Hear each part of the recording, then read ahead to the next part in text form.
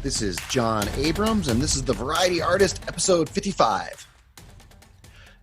I updated my resources page again.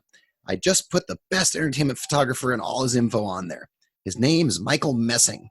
Most of you already know him or know of him. Michael is the official photographer for the International Brotherhood of Magicians. He shot promo pics for some of the most famous variety performers in the world. Go to my website at thevarietyartist.com and click the resources page. All his info is right there. Now let's get to the interview. Today's interview is with magician Alana. Don't let her beauty fool you, folks. She speaks at least 4 languages, has traveled around the world, has worked at the Magic Castle, and has an act that kills. Beauty, brains, and talent. Talk about a triple threat. Enjoy. Welcome to The Variety Artist, providing aspiring artists and entertainers with in-depth discussions from top performers from all over the world. So get ready to book some gigs, make some money, and have some fun with your host, John Abrams.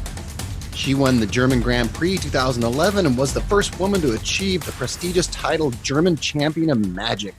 TheRichest.com dubbed her the #1 hottest female magician in the world. She's considered one of today's shooting stars among magicians. Variety artists, I give you Alana. Hello. How's it going, Alana? I'm good. Sitting here in Germany on my desk. Literally sitting on my desk because that's what I do. I sit on the desk.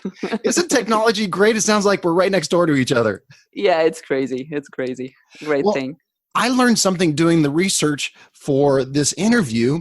I looked up your website, and right before looking it up, or on the screen, it had Google Translate, and it says if you hit this, it'll translate the page. But it translated your entire website. Oh, it did. Okay. I never tried that before. Either have I. So I could actually read the entire website. It was kind of nice. Now, was it written in German? Yeah, it's written in German, but there's also an English version. But at the moment, it's kind of updating. Somebody's updating it for me. So I don't know what's going on at the moment. But it's going to be on like in a few days again. It actually reads great. Now, you've done your show in English, German, French, and Spanish? Yes, exactly. Did you grow up learning those languages, or how did that come about? No, I do, I do speak German because I'm from Germany, but we learn English at a very early point in school here. And I just always had a thing for languages, I just love learning languages. That's why my job is so perfect, traveling around the world and being able to, just speak all these languages. It's just a fun thing to learn for me and to speak. When you did that first show in a language that was not native to you, was it scary? Not really, to be honest, because my first show in another language was actually English. Oh. And it kind of felt natural to me. I don't know why. Even today, it's very funny. I performed at the Magic Castle last summer. And sometimes it even feels more natural for me to speak English and more fun because it has another rhythm, than German. It's less complicated. Oh. I love speaking in English, especially. If you're booked in a different country and it's not Germany, France, or Spain, or Mexico, do they tell you speak English, or how does that work? Yeah, usually yes. Yeah, they tell me to speak English because usually people do speak English, right? But I also do have some other visual acts where I don't need language at all. So I just use music, So, but normally people ask me to speak English. And that's perfect because you can do those routines in any country in the world. Exactly, yes. Now, when you do your social media, I just looked on your Facebook story and you were speaking in English. Do you do different languages on your social media? No, usually I put everything in English because there's just so many followers, who are not from Germany and, they're international. So English is the language to go. That's just it. Oh, there you go. All right, well, we're going to switch up a little bit. Who are Frederic and Margit? Am I saying that right? Yeah, in German it's Frederic and Margit. Okay. But you were doing well, yeah. My parents, actually, these are my parents. They were magicians too. They were magicians too? Yes. Well, now they're retired, but I grew up in a magical environment, so my parents have been doing magic for a long, long time together, and I grew up in show business. So that's how you started? That's how I started. Yes. The first time I was on stage was on my 5th birthday. I was with my dad and just, not really doing anything. I was singing with him a song, I think, because I was, not learning magic yet. And he did a show that combined magic and comedy and singing and all that kind of stuff. And that was at 5 years old? Yes. On my 5th birthday. So when were you bitten by the magic bug? To be honest, quite late because, I grew up surrounded by magic, by my dad's shows.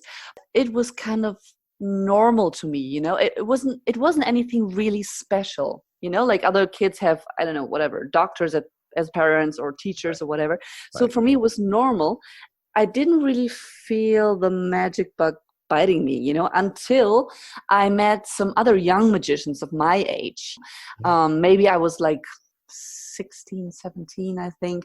I went to a magic convention, the first convention ever. My dad never brought me to any magic convention before because we just did shows together, but, professional shows for lay audiences. When I met some other younger magicians, that's when I became really interested in magic.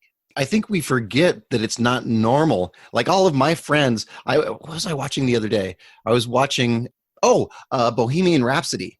Oh, yeah, the movie. Yeah, Freddie Mercury has a party where he invites all the giants and the little people and all the crazy people in the industry. And I looked at that and I said, hey, that party looks like one of mine. and I forget that that's not normal. Yeah. That's not the everyday average thing. Yeah, it's not. For me, it was totally natural. Yeah, for me, it was natural too, to be surrounded by not only magicians, actually not really by magicians, because my dad, when there was a show or a gala show with more artists, he was the only magician, Mm-hmm. So I never really met a lot of magicians in my life. I met more or less, like singers or other people from all kinds of art forms. So what I'm saying is like, for other people, it's like this, magic is first a hobby and then it becomes a job maybe, right? For me, It was the other way around. It was first a job, me doing shows with my dad for money, for real money. And then it became a hobby. So for me, it was really the other way around. Oh. Let's talk about your routines then. I love my favorite routine of yours, of course, is In Her Hands. Yes. It is a beautiful routine. For people who have never seen it, kind of describe, of course not how it works, but kind of describe what it looks like. Yeah, of course. Well, I'm going to explain you how it works now. I'm a magician. I cannot do that. It's a fun routine. It's not like completely mysterious magic. It's more like a fun routine. It just shows who I really am. And in the beginning, it looks like I do have several hands and they're all, kind of playing. They're very playful. They take care of me getting ready for the stage. There's some makeup involved.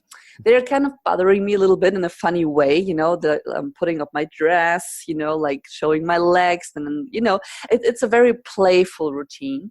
Another part is magic with earrings. This is a big thing. This was the first thing I created because I love big earrings. I'm still wearing them. So they change color, they change the shape, they disappear and appear. It's a really nice thing to watch. And at the end, I'm taking my head off. Oh. And I'm putting it back on. I'm not headless now. So. I love that. That's a great visual of the head taking off. Oh, yeah. Yeah, it is. It is. Or how did you start doing the hands thing? I mean, what inspired you to do, you're taking off your head and instead of having two hands, you have, I don't know, 5, 6, 7. Yeah, exactly. Whatever it is. How did you come up with that? Yeah, well, the first thing, like I just said, was the earrings. That was the first thing, but this is like a 3-minute part. So for a full act, of course, you do need more material.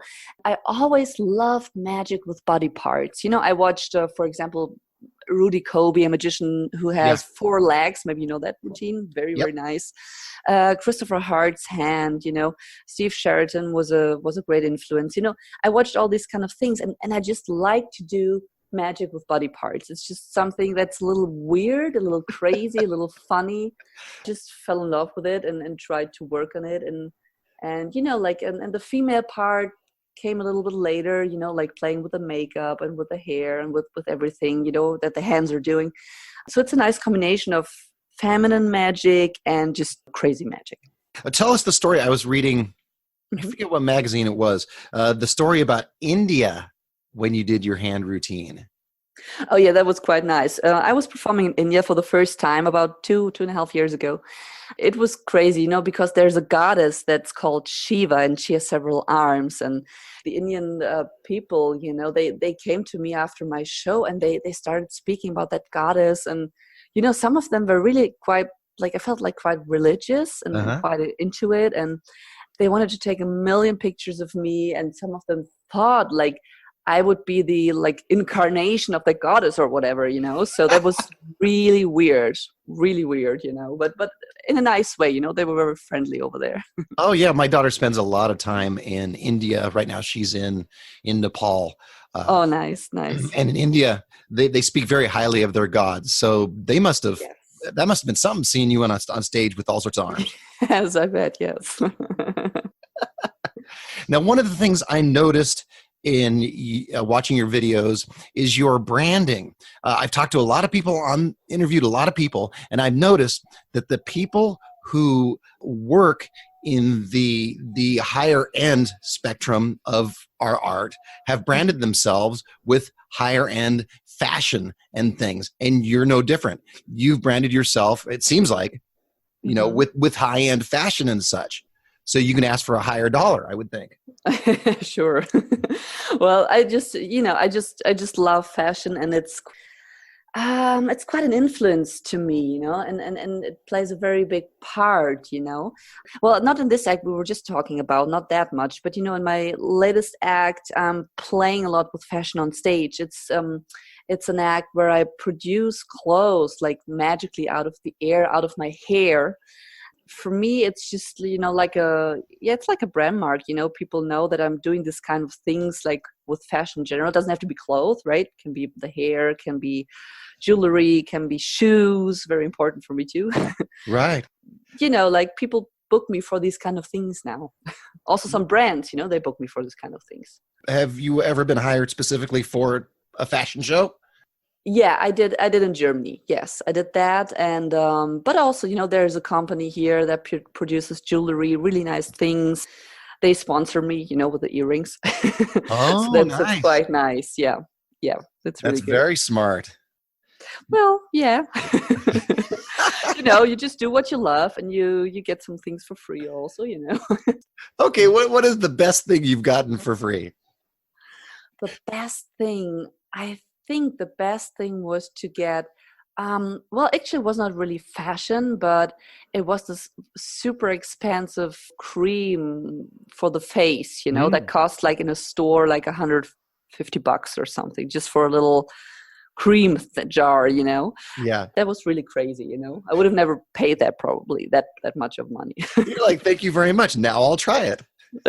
You should try it. Hey, wait a minute. What are you saying? Don't need any filters anymore. No, just kidding. All right, now you also write or have written for a German magic magazine? Yes, exactly. Is that a regular thing? Was that a one-off, or how does that work? No, it's not a regular thing, depending on what I'm doing or what ideas I have, I write sometimes, but it's not a regular thing though. And have you found that there are some advantages to writing for a magazine? Some people that you may hear from that you hadn't heard from before? Yeah, but lately, the last 2 years or so, I haven't written that much, to be honest, but it's always nice to write something, contribute something to the magic art. This is what I really like to do, to bring closer to the people what's going on in the magic scene, Mm-hmm. And yeah, of course, sometimes people come to me or write me, and I get in touch with people that I wouldn't have gotten in touch, otherwise. So it's a good thing to do, actually, to write for some magazines. It's really good. I should do it more often again. Yeah.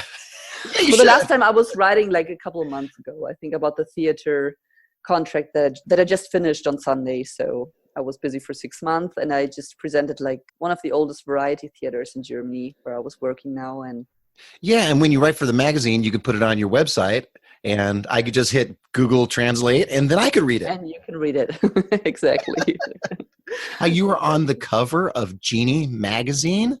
Yes, I was. Yes. Ooh. Yeah. Now, just like writing for a magazine, did you get a lot of phone calls after that? I did, yes. Well, actually, it's emails today. People Of call course. you Yeah. less and less, but I do get emails. Yes, Yeah. of course. So it's always nice to be on the cover, and it always brings you some new contacts, some old contacts that remember you again. So yeah, that really helps. Yeah. Was that the only cover that you were on, or were you on others? No. I was also on some German magic magazines, and I think in Austria, I think in England. So quite a few countries. So that's really nice. Now tell me, I was reading about your Fism experience. Yes. That something happened during Fism. And tell us, for people who don't know what Fism is, tell us what Fism is. Well, Fism is the oh my god, now it's hard to say it in English. I know it in French, Fédération Internationale des Magiciens. Okay, so for anybody French out there, they understand now. They understand it, No, it's just the organization of amateur and professional magicians like worldwide, and they do the World Championships of Magic every 3 years in a different country, with a lot of shows, a lot of lectures, and competitions. Of course, they fight for the title, the World Champion of Magic, and they have different categories. You explained that beautifully in English. I hope I do. So I participated in the contest, and I was very, very excited because, it's a big thing. There's about about 2,000 people watching, Yeah. and a lot of important people from the magic scene, but also from, the artist scene, the international artist scene that look for new acts. I was rehearsing for months and training, and, I had a really good spot in that show, which means the contest was divided in 2 parts, and I was just right before the break. So that's a good spot, Yeah. to be in, because people can talk about you during the break, So I was really lucky with that one. So I was just, behind the curtain, all prepared. The adrenaline was flowing. And then, I heard somebody announcing the intermission, Mm-hmm. the 20-minute break. And I was like, what is going on here? Everything was set up behind the curtain. I was ready to go. Oh. And then I heard from behind the curtain, people running out of the theater. Oh. And I didn't understand anything. So somebody by accident announced the break and just forgot me. People were confused because my name showed up on the screens, right, in the theater. So people were kind of confused, but a lot of them started running out because they thought, well, it's a break now. And I just started crying, because all this tension you have, inside your body, it's just, you're just going down again. And you're ready to go, right? ready to go. Yeah, you have been waiting for months for that, So I just started crying like a little girl, and had to redo my makeup, and you have to get into the adrenaline again, after 20-30 minutes. It was so stressful, but actually I did quite well. And yeah, a lot of people saw me, a lot of people booked me, so that was really, really helpful, even though it was a little weird start. I'd be freaked out, I think. I was, trust me. Yeah, I'm sure. And then you have to rev yourself all back up and get ready to go again. Yeah, exactly. All right, well, I'm going to ask some fun questions now. Tell me about your dog, Tiffy. My dog, Tiffy. Yeah, she just turned 7 already. I can't believe it. She's a very funny dog, She's not really a part of the show, but sometimes it happens that I make her appear out of some silks or something, and people just love her, and she's a natural on stage. I think she just likes it, Mm-hmm. She just likes it, but I don't want to involve her too much, because I don't want to be dependent on her, or people saying, why didn't you bring your dog today, So right. All of a sudden the dog becomes the star of the show. Yeah, exactly. Kids and dogs, after, what do you want to do after, That's right. One of the things I do magic with live animals is one of the things I do. And one time years ago, maybe 20 years ago, someone said, well, can you do magic with this cat? Because I want to give this cat to my kids. And if you make this cat appear magically, I'll be able to give them, it'll be a great ending for the end of the show. So I'm in the middle of my show, about 20 minutes in, and all of a sudden you hear from maybe 5 or 6 feet away from me, meow. Oh gosh. Meow, meow. And I, of course, hadn't made the cat appear yet. And so I promised myself I would never do magic with a cat again. Yeah, and you never know what's going to happen, right, with an animal. So especially an animal that makes noise. Yeah, yeah. All right, we're going to That's go true. on to fact or something John just made up. Sound like fun? Yeah, it sounds fun. Definitely. Is it fact? Or is it something John just made up? I'm going to give you a headline, and you're going to tell me whether it's true or not. And if it is true, tell me a little bit about it. Okay.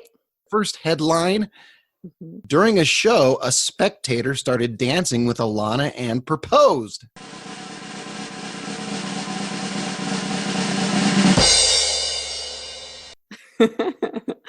Well, it's fact or something made up, but I have to say it's half actually. Oh. So yes. Okay. So the dancing really did happen. It was a very fun show here in Germany. Sometimes I do have some tracks of music during my performance, and the spectator seemed to like the music so much. He said it was one of his favorite songs, that he just I was doing a trick with him, but he just stopped doing the trick and just started dancing with me in a very classical way. Well, thank God I took dance classes, right, when I was a little younger. So that was really fun, but he didn't propose though. Oh, he didn't propose. I was so No. looking forward to that story. I was so bad at dancing, that he just said, "Oh no, she's not good. She's not good."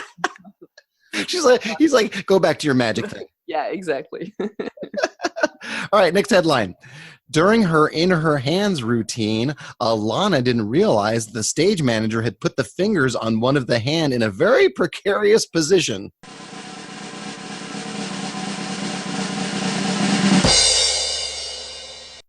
That's made up. That's made up completely. I'm just picturing that, one of the hands appear and then all of a sudden you go, wait a minute. That wouldn't be good. No, but funny. Next headline. Alana was doing close-up magic and didn't notice that she had pink lipstick on her teeth the entire night.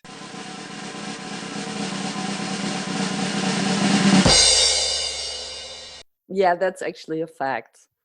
Oh. It is a fact, unfortunately.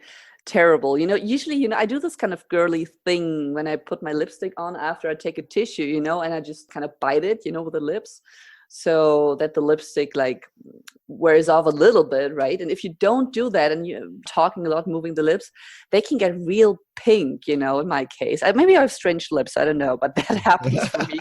And once I just forgot it, and nobody really told me. 100 people must have seen it.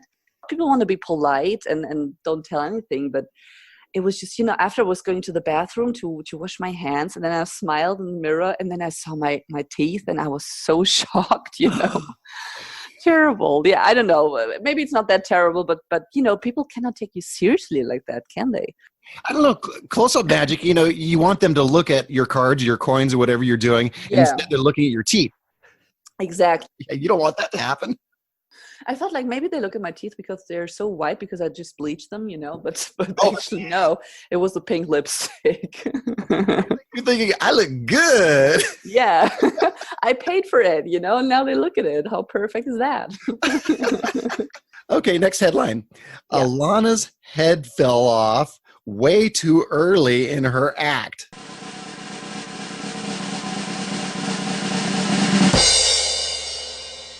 Yeah, that's also half true. It did, when I'm taking off my head, it just fell off earlier than expected, but I caught it at least, it didn't bounce on the floor or anything.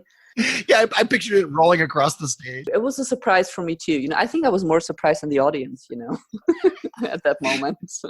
You're like, why is my head over there? Yeah, exactly. Yeah, just put it back, that was fine. But the moment was really big, huge surprise for me. And what if it fell into the audience? Depends on the audience, right? I don't know. Maybe somebody would keep it or throw it back at me, or I don't know. That's a whole nother act. That was fact. Or something John just made up. It was fun. Yeah, it was. I'm going to ask you one question, and I'm going to be very careful how I put this. It's about how you look, because you were voted, dubbed the #1 hottest female magician. Mm-hmm. Do you find that your looks help you book shows? Well, first of all, I have to say that list, that was put out, it was a bit, I thought more it's like funny, like to put me on the number one. I mean, you're flattered, of course. It's normal, but I don't think it was like only about the looks, because I don't consider myself as extraordinary good looking. I'm regular looking, and I can do something with makeup. I'm happy with myself, with my appearance. But I think also, or I hope at least, it was also about what I'm doing, because that makes a lot. That just makes a lot. It's not only the look; it's just the whole package, right? Right. If it helps, well, I can't deny it. I think if you have a pleasant appearance, it can hurt, right? Yeah. So I try to just take care of myself, of how I look, but I really try to convince the people with what I'm doing also, because this is so important. I mean, what does the good looking person, if it's just the looks, like, it's not enough. I'm not a model. Yeah. I'm a magician. So I just try to convince the people with what I'm doing, or with how I am, like the presentation, or just I'm very open-minded. I'm very communicative. And I think that really helps too. And you're terrific at what you do. Oh, thanks. My mom, who is now 75, I think. I remember when I was a kid, she did accounting, was her business. Yeah. And she would apply for jobs, and she would say right out, she's a very attractive lady, when she was 30 years old. And she used to say, I use my looks, because it was a different time then. The 70s and 80s were a different time then. Yeah, sure. She'd say, yes, if I can use my looks to get a job, I will do it. And I kind of admired that in a way, that she used what she had. Well, if you have it, why not use it? I know one artist here in Germany. It's not a magician though, but still, like, it's a guy actually, and he looks really beautiful. He could be like a fashion model or something, but he prefers to make himself, well, I wouldn't say ugly, but definitely less attractive. Oh, so he wouldn't be booked just for his looks. He wears really really strange clothes, and his hair is a mess. He would look like a fashion model if he would be really dressed up and neat looking, but he prefers not to do that. Still, he gets booked because the things he's doing, they're just great. So you can go that way too. So people are looking at him for his talent as opposed to his looks. Yes, exactly. I mean, that's not an advice for every good-looking person. I mean, yeah. If you're good looking, make yourself hideous. Just that's my advice to you. Well, you can do that, right? But I mean, it's a choice for everybody. Everybody has its own choice. You can do it or not, or you're free to do what you want to do. If you want to use the looks, just use the looks. I think skills are really way more important. Yeah, because if you show up and you're attractive and unskilled, chances are you're not going to get that job. Yeah, exactly. Do you have some advice? We have a bunch of different listeners here. Some are beginners, some are pros. Do you have some advice for the beginner? I do have, and it's something that I did not follow when I was starting. So I would like to say that now, right, with the experience. Well, I can just speak more or less about magic, of course, but I think you can apply it to other art forms or whatever you're doing. For magic, it's really important that you play with the objects you want to do magic with. It doesn't matter if it's coins or ropes or balls or whatever it is, right? Even I think if you're a singer, like, it's good to play with your voice, to find your own style, and to find your own techniques, and to just get your hands used to, in my case, right, the hands in magic, of course, used to the objects or the things you're performing with, because that will give you a very natural look and a very natural approach to the things you're doing. So I think spending a lot of time with whatever it is really the best advice that I can give. Yeah, how about some advice for the working pro?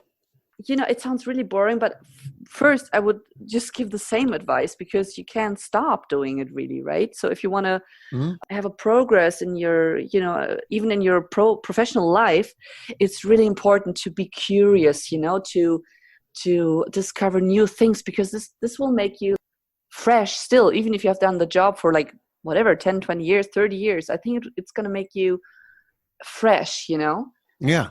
So not losing your curiosity is a very important thing, that, because I've seen a lot of professional artists that just seem to be so like out of it. They do their acts or their shows, but they're not into it anymore. And I think if you put something fresh inside, this can really, really help, even if you do it for many years or decades. That's great advice, because I done this now for 20 years or so. Mm-hmm. And around year 15 or so, I found that I was doing the same routine, same show over and over and over again. I was very good at it. But after a while, it does get stagnant. And over the past 5 or 6 years, I've really started to put together some more original pieces and become exactly what you're saying, more curious. And it's been a more exciting adventure for me. And the audience can feel it. I'm sure about it. I just finished a contract at a beautiful theater here in Hamburg, in my hometown. I was here for exactly 6 months. And I've been doing my act in her hands there for 6 months, right? 6 days a week, Sure. 8 shows. So it was a lot. And I thought, I've been doing it for years now. I don't know if I can make it look fresh still, And then I started working on some details, putting some small details inside the act that I've been doing for years. Yeah. And suddenly it became fresh again, like to me, I mean, the audience has seen it for the first time probably, but I felt more fresh with it. So it was so, like for 2 years, I haven't worked on it at all. I have worked with it, but not on it. That was really a good thing to do, and it made me excited again, to perform it and to try it, and that's really good advice I can give. That's great advice too, because we do the same routine over and over and over again. We think it's fine, it's perfect, exactly the way it is, and then if years later you can take a fresh look at it, and say, well, maybe if I add this little bit here, or maybe if I take out this little bit here, how is it going to change and actually be even better? Of course, and sometimes it's good to ask some friends or colleagues. I had amazing colleagues at this theater, not magicians. It was a mixed show with different kinds of artists. My colleagues, especially the puppet player in that show, he had such a great look on people, and he watched my show over and over, and he suggested me some things, even if it was details like the way I look or the way I act, but no, not the way I look, the way I act, know? Well, this is the English thing. In German, you would say, look, the way I act, This was so interesting because he said, maybe you could be more playful here or look more surprised there. And I was like, yeah, maybe you're right. Maybe I should do it. And then I started trying things, and then it became so much more exciting for me again, and it really became better. I watched myself on video, I taped myself a few times, and it became much better again. So it's really good to do that. Of course, you cannot constantly maybe do work on your act that you've been doing for years. Sometimes you need a break, but it's good from time to time, to just put something fresh inside again. Yeah, it keeps it fresh for you, keeps it fresh for the audience. Exactly. Now, do you have a book for us? Maybe a book recommendation, something that might help us along in our careers? Well, of course, I can recommend a magic book. Oh, of course. But it's actually not only for magic. It's quite interesting. It's by a German, well, he's a magician, but he was mostly directing acts in Germany. His name is Eberhard Riese. And he brought out a book maybe like over 10 years ago that's called Fundaments, like fundamental stuff of stage magic, but it's also like in general, it's not only magic, like how you create an act, how to turn on your creativity, how to work on your lighting, it's about everything more or less. And this is really a great book, that gives you an insight of many things that you should know, when you start performing on stage. Do you know if that's translated into English? It is, yes. And say the name of that again? I think it's, oh my God, I have to think, Fundaments or Fundamental. And who's say the author again? It's Eberhard Riese. Well, this was fun, Alana. Yeah, it was a lot of fun. This is good. Thanks for hanging out with me for a little while here. Thank you. How can someone get a hold of you? Through social media and such? Yes, of course, social media. I'm on Facebook, Instagram. This is the two social media channels that I'm using usually. Of course, I have a YouTube channel. If you type in AlanaMagic, you will find me on all these social medias. Yeah, I'm just posting a lot of things, keeping my followers updated. So yeah, you can follow me there. There. And if you can't read it, just hit translate this page. Exactly. Perfect. Thanks so much. I appreciate you being here. Yeah, thank you, John. Thank you so much, too. All right, and thanks to all my variety artists. If you found this podcast valuable, tell a friend. That's how we can spread the word. You can reach me at john@thevarietyartist.com or join my Facebook group at The Variety Artist, where you can ask me to ask questions of our guests. Now go out and book those gigs, make some money, and have some fun. That's all for this episode of The Variety Artist, but your journey continues on our website. Go to thevarietyartist.com for more strategies, insight, and resources, as well as show notes on today's guest to assist you in your career. We'll see you on the next episode of The Variety Artist. But until then, go out and book those gigs, make some money, and have some fun.